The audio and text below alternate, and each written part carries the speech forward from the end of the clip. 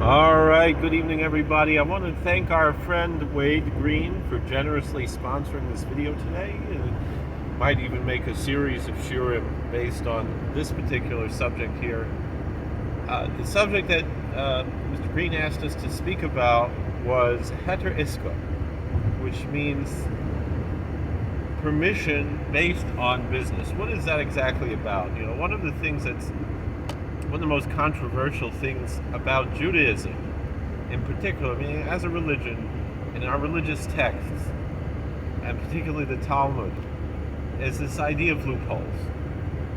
People get very annoyed. I remember, I work in an institution a lot of folks know, where we have a lot of rules. And I was talking to, and all the time, it hasn't happened the past few years, but when I first started working there 4.5, almost 5 years ago, Baruch Hashem, thank God, one of the people I supervise, a fellow who's my mother's age, a little younger than my mother, he's a Catholic deacon, and he would always get annoyed with me that when we're looking at the rules that we have to follow in the institution, that are brought down by the state and everything, that I would find loopholes. And he said, why are you always looking for loopholes? And after a while, I had to explain to him, I was like, this is how we're trained. This is how my religion works, is that we find loopholes. And I know it makes certain people uncomfortable. I think after I explained it to him, he kind of cooled down on that subject of loopholes. But it's true. We find loopholes, but they're not actually loopholes, meaning because a loophole is within the letter of the law. The letter of the law is not necessarily the way people assume things to be. That's one of the brilliant parts of any type of study, is to understand that the words mean what the words mean, and not what we assume them always to mean. Now, of course, there's still a spirit of the law that supersedes the letter of the law. Loopholes exist within the letter of the law, but sometimes a loophole is a necessity to fulfill the spirit of the law, or else there's no law. And so sometimes we say, all right, we have this loophole, but it's better if you don't use it. And sometimes we say, no, we have this loophole, and it's better if you do use it. And that's the case here with the heter iska. I'll be able to hear me. Can't really make this quieter. I turned it all the way down. Anyway, which again means the permission of business. What does that mean? The permission of business in what area? And that is in the area of what in Hebrew is called, in Ashkenazic Hebrew is called ribis. Ribis means usury, or giving loans with interest. And it's a very hard and strong prohibition that Jews may not give or receive loans from other Jews, other Israelites, all that we know for sure that we can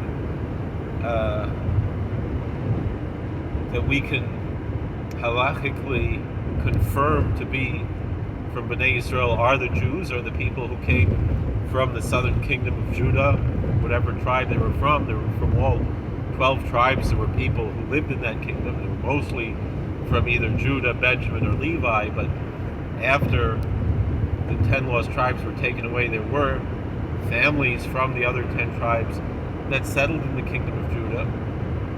And so we have from all the tribes, we don't know which tribes everyone's from except for the Levites. In any event, that's what we have here, or all other people have their lineage. There are people who have their lineage back to King David. I have it matrilineally, but not patrilineally. I can trace my lineage to David, to all the kings of Judah.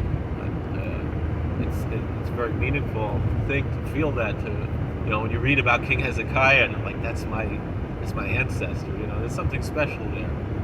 Anyway, let's put that all aside. The first question we have to ask is, why are we not allowed to take interest from a fellow Jew? That's just what we'll say for now, fellow Jew, because that's all we have left. But we are allowed to take interest from Gentiles. That's also been a major point of consternation and even a source of difficulty between Jewish and non-Jewish communities throughout history, is that essentially the Jews were the money lenders because Christians saw this passage in the Bible and applied it to their fellow Christians.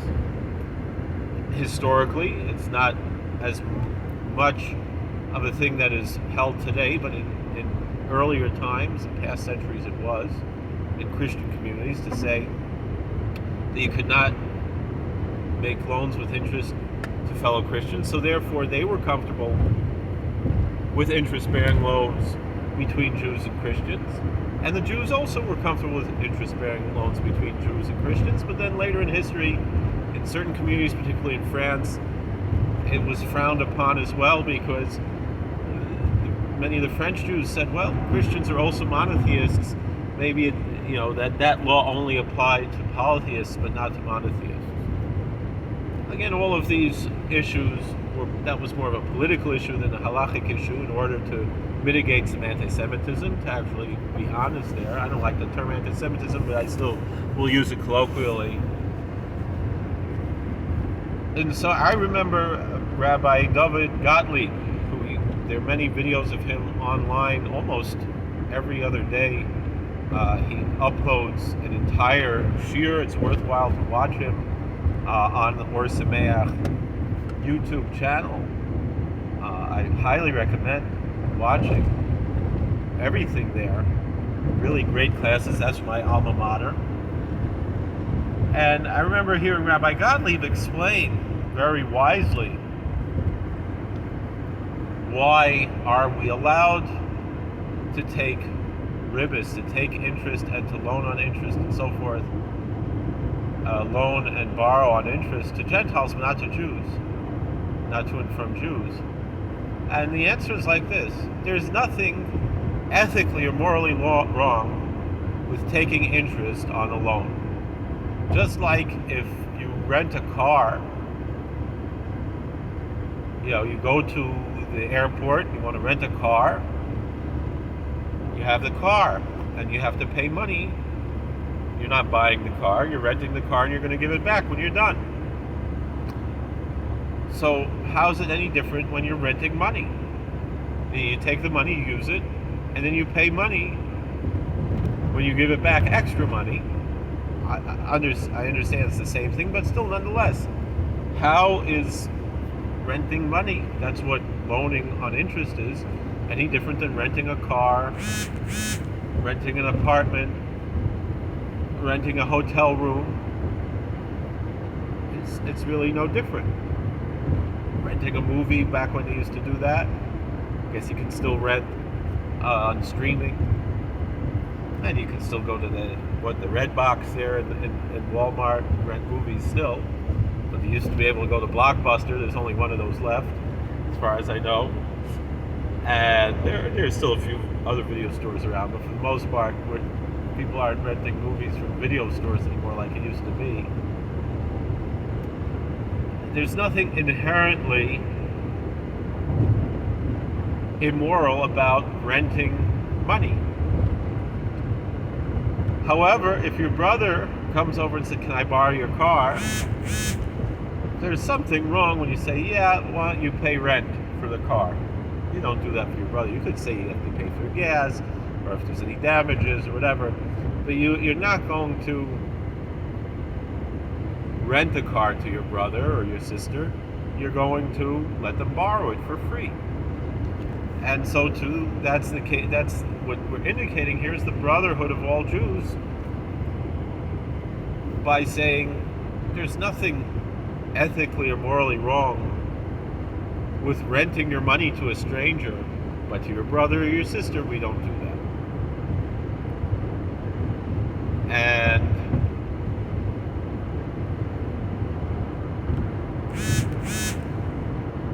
And that's the case. That's why we don't lend on interest to our brothers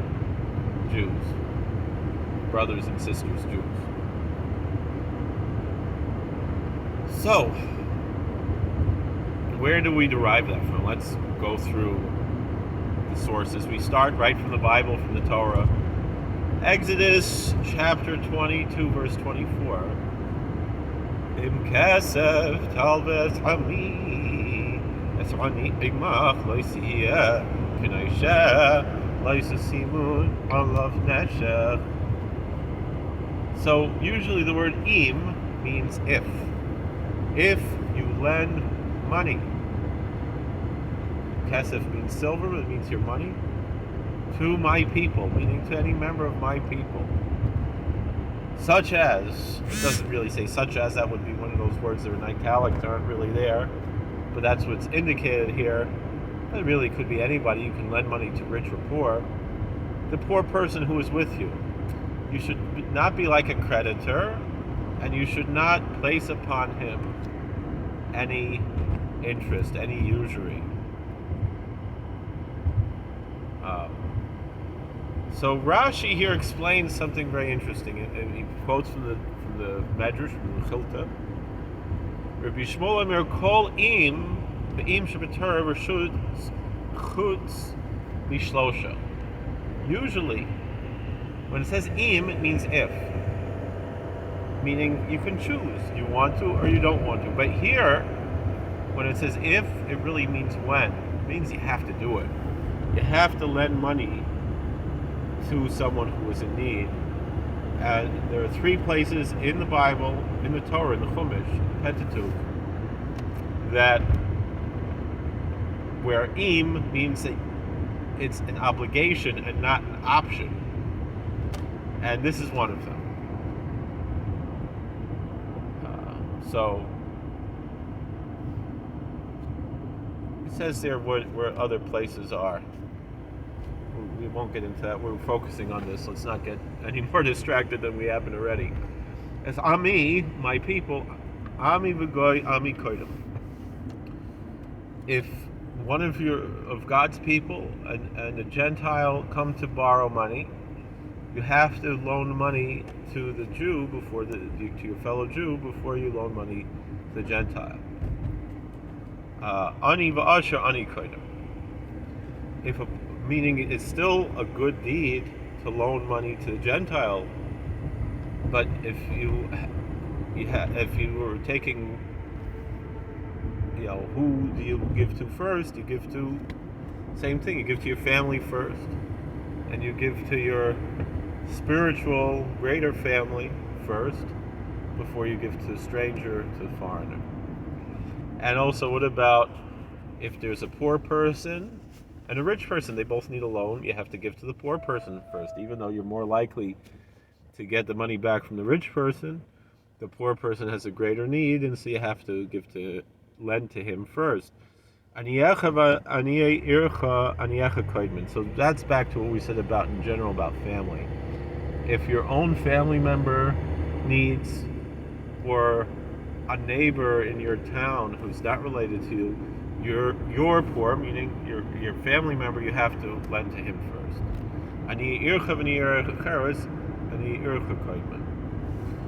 If you're talking about the poor people of your own city and the poor people of another city, the poor people of your own city come first, both for charity and for loans.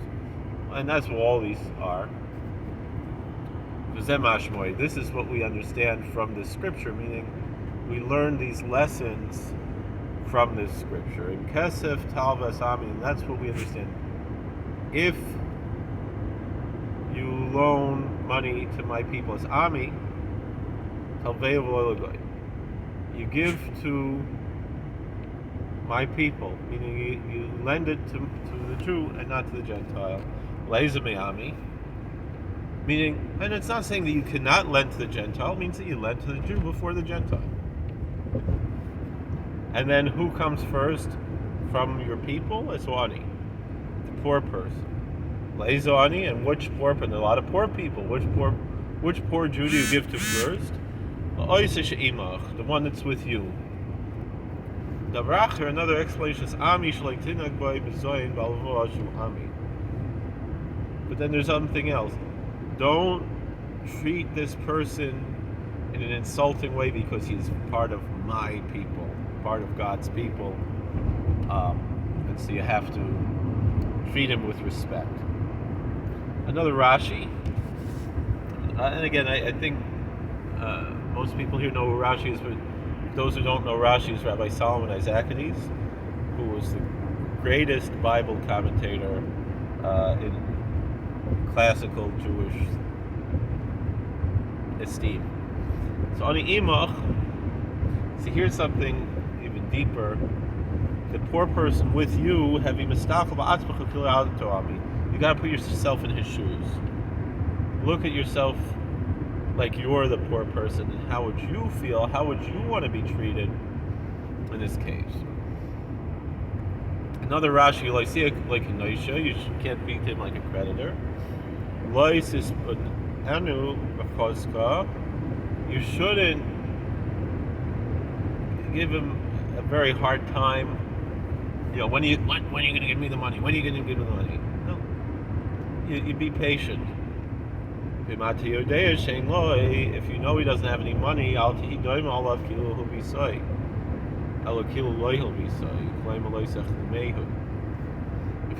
you know he doesn't have the money, just pretend like you never even loaned the money. You never even borrowed the money. Don't embarrass him. Don't shame him. So now we get to the law. So Shulchan Aruch and Choshen Mishpat, which is the laws of business, monetary laws, it says also you're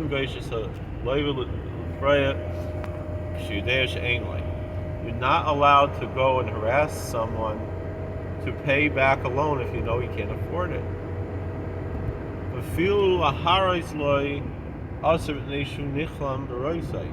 You can't even let him see you because he's going to feel embarrassed, he's going to feel bad. Meaning just try to even avoid seeing this person so you shouldn't hurt his feelings. That's how careful you have to be. So there's a commentary on the Shulchan Aruch called the Piras Einayim. Not sure what that is. To be honest, you cannot press the borrower to pay back a loan if you know you can't afford it.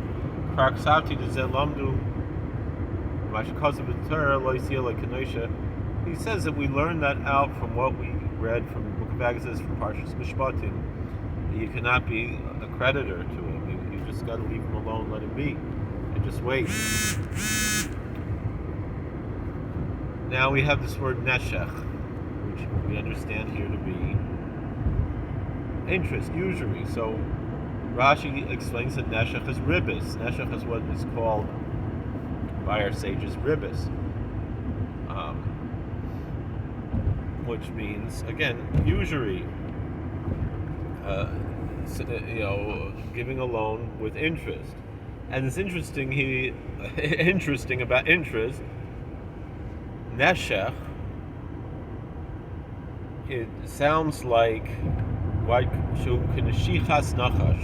it's like a snake bite.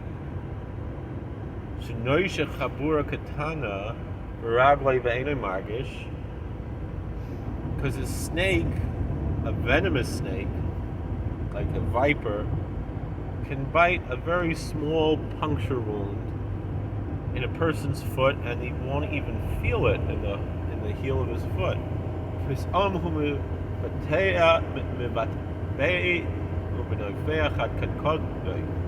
But soon he is affected, and he's swollen all the way to the top of his head. Kach ribis. So he said that is a very good example of the type of damage that usury does. Adam Margish, You don't feel it at first. Ain't a nicker. And you don't recognize it. You don't feel it. Until the interest payments build up so much and you've lost a lot of money. That's what the Medrash Tanchuma says. And we see that especially with like the predatory lending, where someone's like, oh, I got a payday loan, I'm going to cash this check ahead of time, get a payday loan, and then there's so much interest that you're losing a lot of money. People get very poor from that need that they have. They wind up getting poorer than they were. This guy, fine, just pass me. So the next thing is we go to the Rambam. Again, law. The very beginning of Hilchos Malva V'Loiva, the laws of loaning and borrowing. Mitzvahs asay lahalvois lani'ei Yisrael.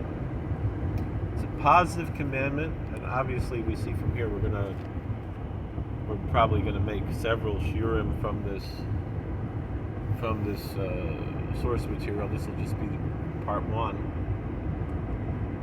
That is a positive commandment to loan money to poor Jews. Shnei Amar, as we mentioned before, Exodus 22 verse 24, Im kesef talve es ani imach. We said if, but really you should understand it as when. You loan money to my people, the pauper with you. Yachal reshus. You might, as we said, we quoted from Rashi before, you might think that this is optional. Talmud loymar havitenu. So we have in the Book of Deuteronomy, chapter 15, verse 8, that you do have to give him the loan. You're required to do so. You surely shall do so. Mitzvah zoy gedola min tzedakah. Those who are familiar with the Rambam would know that there's the 8 levels of charity that the Rambam taught. This is something that's often taught even to young children. That very famous Rambam. And the Rambam here is saying that the mitzvah of loaning money is greater than the mitzvah of giving charity.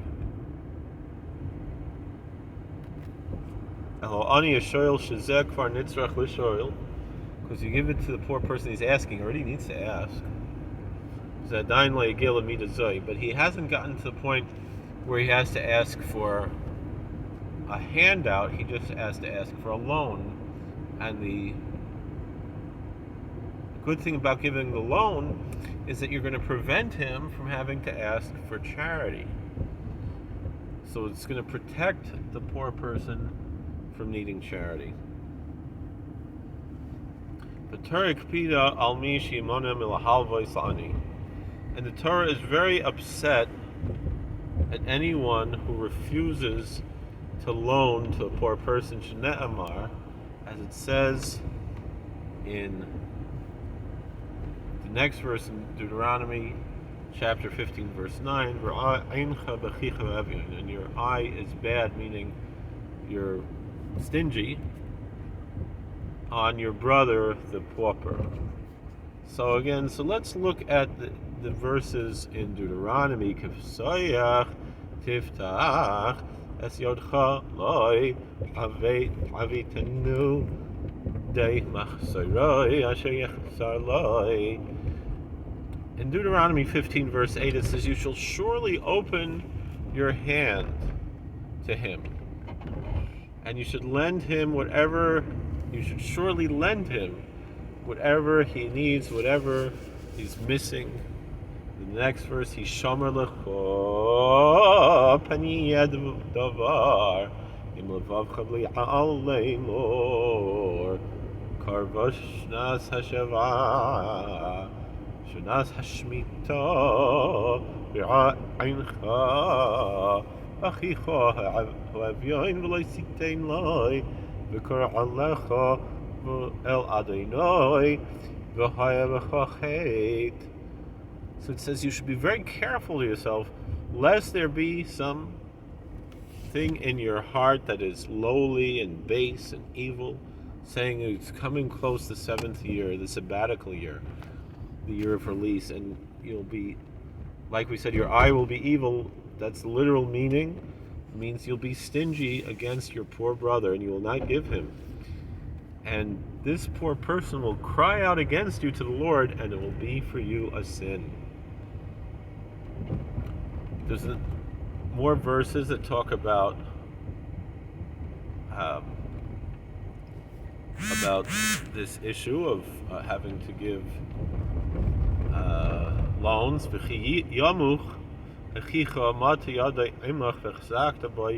ger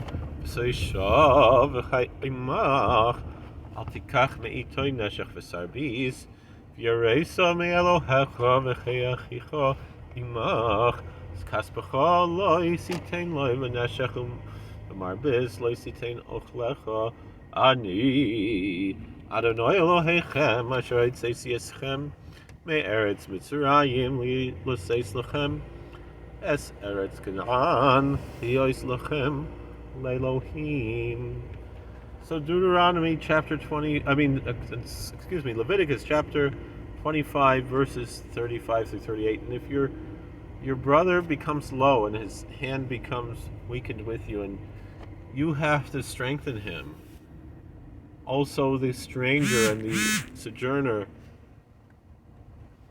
and they should live with you, meaning you should support him, make sure that he survives. You cannot take any form of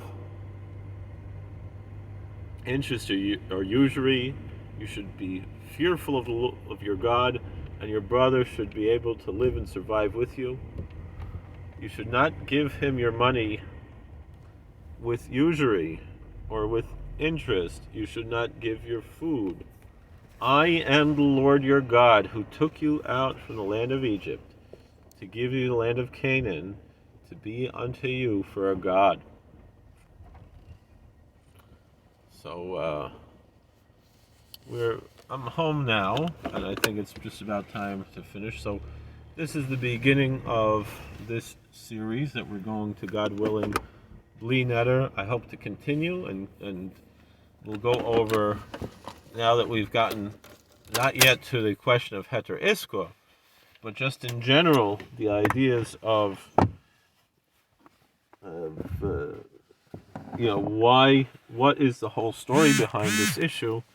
We can talk about it, and God willing, we have some of the basics here, and we'll continue, God willing, another time. Thank you for watching. God bless. Please like, share, and subscribe. Comment. Thank you so much once again, Wade, for helping us out here. And I hope that the merit of this Torah learning should stay by you and your family and your community and everyone around you. And like Pinchas Koretz, or he taught that we should always pray God should guide us in the way of truth. This is the truth. This is our Torah. And we should all be guided to follow the truth of Torah. Thank you for watching, and we'll see you all later, God willing. How do I turn this thing off?